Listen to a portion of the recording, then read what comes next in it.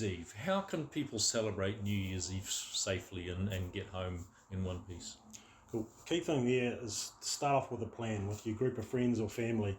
Don't be afraid of those holiday hotspots.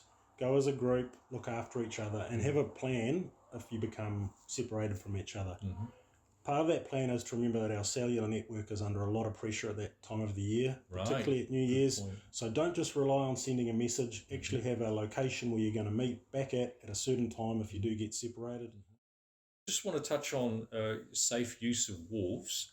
And TCDC have been recruiting and putting on wharf ambassadors for the summer. How does this fit in with your the group that you're working with? So safe use of wharfs, of course, comes under part of Safer Summer Coromandel. Yep. So working with your ambassadors that you're recruiting, working with our surf lifesavers, making sure we're there to support if need be, if there's any incidents we need to help with. But really it's about common sense. If you see something that's really unsafe, letting somebody know so we can get some people there to help them. All right, real team community approach in that Yes. one. Yeah. Domestic violence and elderly abuse. We all know that the Christmas New Year period can be a time that puts extra stress on families. There are tensions in there that may not be there through the rest of the year. Can you talk to us a little bit about how you manage that and the strategies for helping families through that period?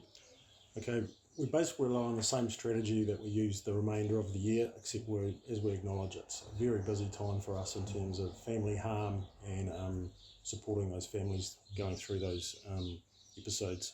So for us, that's why we bring the extra staff into the area, as we've discussed, and we rely on our partners. We rely on victim support, and we rely on our social service providers. They help us, and it's obviously a busy time of the year for them too, dealing with the extra volume in that family harm space.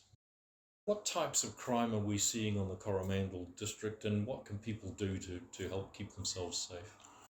So the three things we really are most worried about leading into summer, along with every summer in the Coromandel, is general theft, burglaries, and just crashes on the roads. Okay.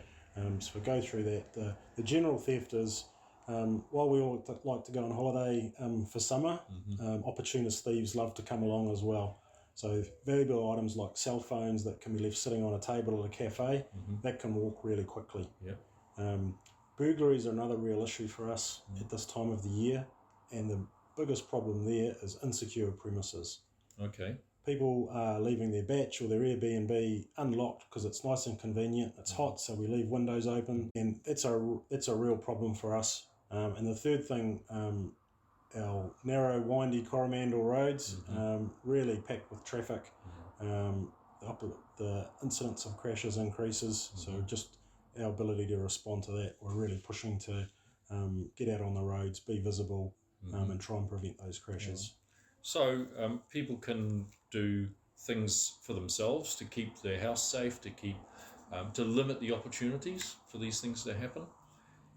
So take some responsibility for your own security at home. Is that a good message for people? Yeah, even though you're on holiday, just be vigilant around your personal items like your cell phone or a handbag or a wallet.